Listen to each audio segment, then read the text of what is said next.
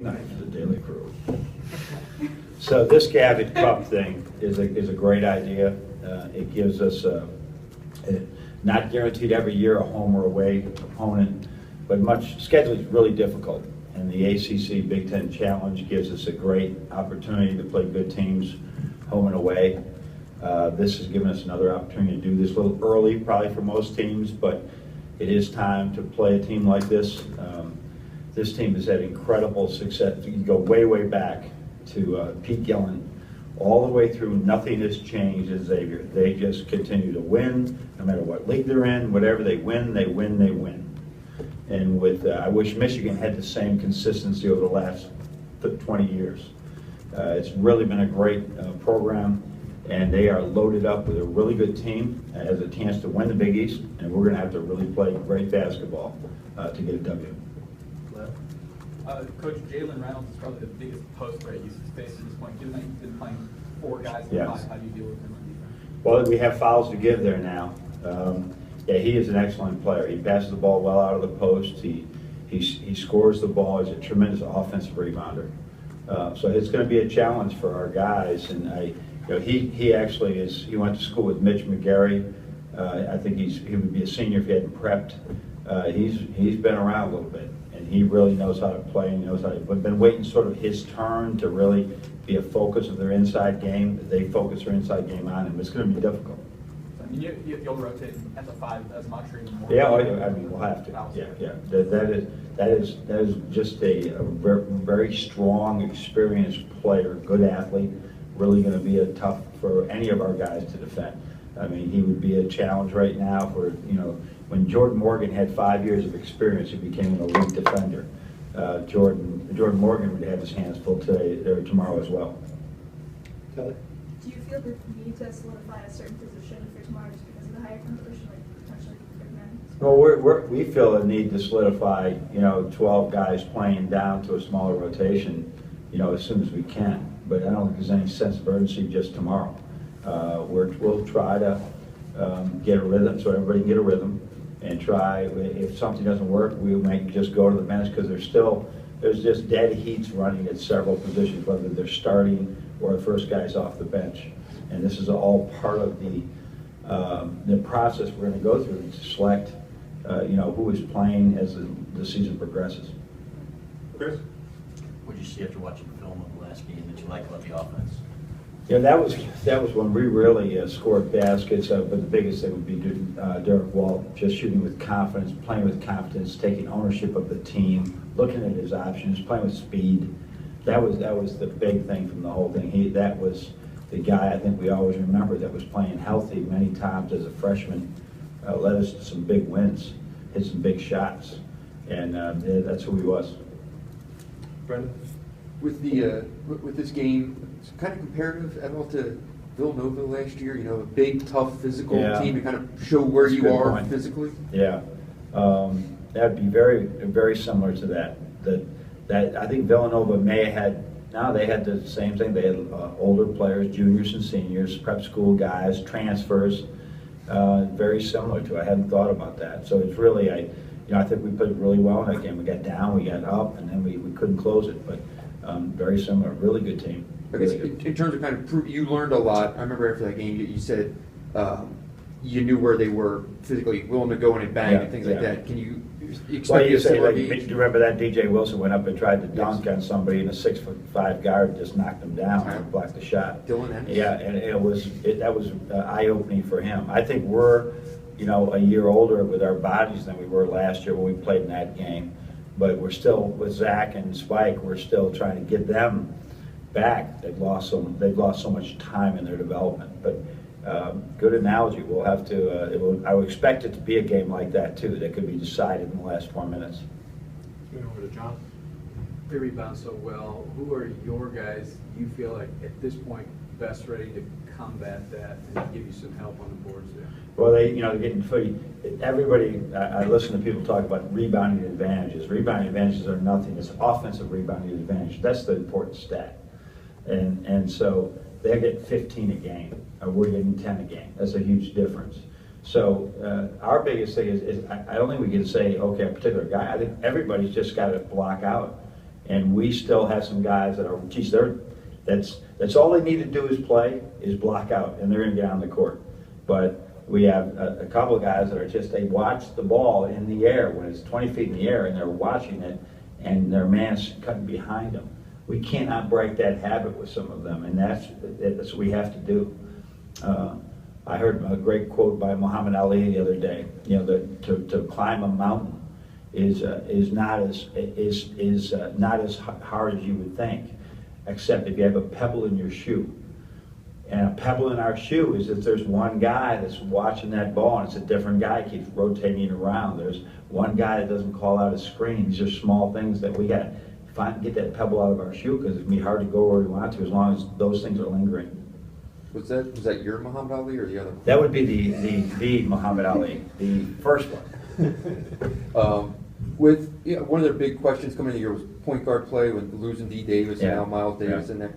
What have you seen on film out of the point guard spot? Well, Sumner is running the team, really. You know, he's like Karis LeVert, like a clone of him, a kid that grew late, was very skinny, and now he's running the team, and then Miles Davis will help as well. They have a lot of passers that can pass the ball, but Sumner's cat quick and get to a lot of spots very, very quickly, very athletic, and can throw over the ball screens and things like that. So I think they have great direction in the backcourt, and they just have all these pieces together now. When you got guys like Remy Abel, I mean, this is his 5th year playing at a high level. He started out at Indiana. You know, that's a huge difference to have that type of time playing against high major teams. So the backcourt is good, the front court is good. They got shooting. They're a really good team. And on Wagner, I heard you say this morning that you plan on playing him every game. With you changing, shrinking the rotation ultimately. Yeah. I know defense will kind of be your short leash maybe on some guys. Yeah. How much leeway does he get to kind of make mistakes? Yeah, I realize he's still a freshman. He's making energetic mistakes. He's not standing around, and he is, he just is a pleasure to coach. The other day we were putting in his own offense, and he wanted to show me a play that he liked, that he's run before that really works against his zone. I mean, I love my guys. I don't have too many guys that could grab a board and do a play. And that is really, shows he's thinking the game, he understands the game.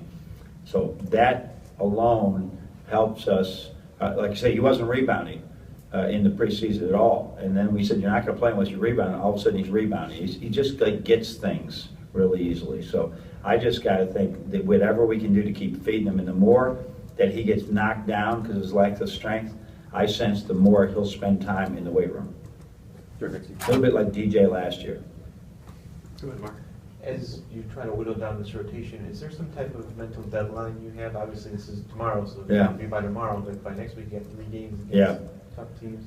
I think in that, with this game is this game, and that's the only thing we're focusing on. But as you do look at that gauntlet that we're going to go through shortly, I think the fact that everybody's going to have, we haven't been playing 8 and 8 and 8, and now all of a sudden we have to expand over a 3-day tournament. We can always go back there and rotate. There's a lot of guys, but I would like to get this thing, to get some, make it clearer to everyone. And as Zach Irving gets better every day, that helps us. We just don't want another injury. You also talked about this morning about that data, the big data. Yeah. I mean, are there things in there that are stats that are not just the obvious? I mean, points, rebounds, assists, charges. I mean, what are? Oh, we keep everything from charges taken, deflections, the whole deal, and I just sit with it all and just look at it and see even volume. Karis LeVert actually is a very low volume guy compared to the minutes that he plays, compared to some other guys. And it's just points when I meet individually with a guy. I said, listen, here's the data, right? And you either say you don't turn it over, but here's the number, here's the shoot, here's what's really important. Here's how many offensive rebounds you have in 6 weeks. So this is what we're saying. You got to work on this and look at your guy that's competing against. It gives us some real data, obviously, when we're trying to compare, and we're also trying to educate what's important to winning basketball. Have you done more of that this year? Yeah, absolutely. Yeah, I think the last couple of years we've done more. You pretty much do your practice stats, and then we'd wait for the games, then you start your game stats. I'm a big stat guy just looking at that, and now with analytics it helps. But now it's say, okay, every shot that you take is telling us something. Why did you change though? Because you- I think this year with the 12 guys, I figure I just couldn't be gut. I had to see something in numbers, and I think that's been helpful to me. You know, there's some things that I've seen, and I look at the numbers and I say, oh, I'm wrong. You know, his team usually, we got every time a guy won a game. You know, every time he won, and there's some guys that I really like, but their team doesn't win enough. And so that's all part of it. And they have to realize that. They have to realize, why doesn't my team win? I'm the one consistent guy here. So that's really good. And they got great attitudes about it, Mark. They do. They're trying to learn as well. What is winning basketball? What is Michigan basketball? Come back down to 11. In terms of timelines, do you have an idea of how fast you can increase stack and spikes and minute loads, or where you want them to be week by week? Yeah, we're trying different things. We had Alex Wong has done a great job, and John Sanderson is trying to bring them along slowly. To just get them in the best game shape, but some of that isn't out there pounding on the court.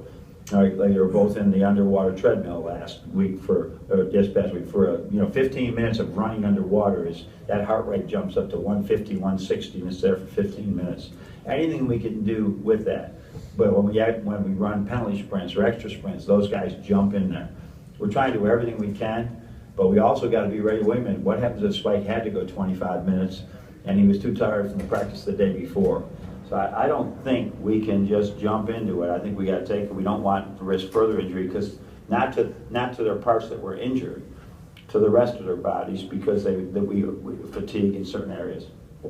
Chris? You mentioned that Zach wasn't doing some things physically that he could do. How is that improving daily or weekly, or? Well, we don't measure it every day, but I see him really bringing other intangibles to the thing. So his athleticism, which was really got to be not special, but really above average last year, and his shooting, which has always been above average, he's just bringing too many other things to this team.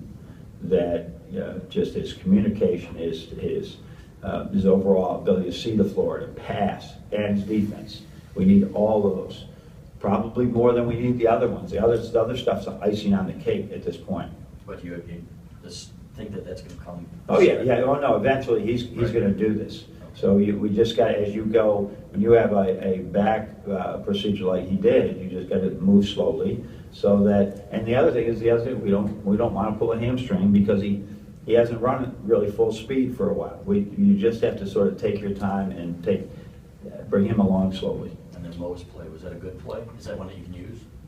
In which one? You said Wagner had a play for you up against the zone. No, I never saw the play. We said we'll look at that later. I never saw the play, but he definitely has some idea. Well, he has the our calls. We might call something a boxer, and he calls, okay, that's a triple switch. So we're trying to make those things, but he does, from playing international basketball since probably the last 4 years. There's a common dialogue in Europe and somewhat in the pros that he understands probably more than the Michigan dialogue. John? What is Duncan learning now in games at this level that he couldn't have learned maybe during the year of practice last year? Probably scouting report that people are going to play him a certain way, both offensively and defensively. We got to be ready for people not letting him get a catch, right? He's got to cut to get open to better, where that wasn't really the thing last year, that we were trying to shut down Duncan.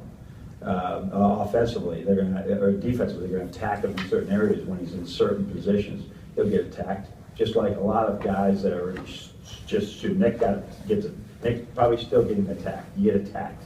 When you're a shooter, a lot of shooters sometimes, they're not going to be able to guard anybody. That's something you just got to work on every single day. Just go ahead and ask. Yeah.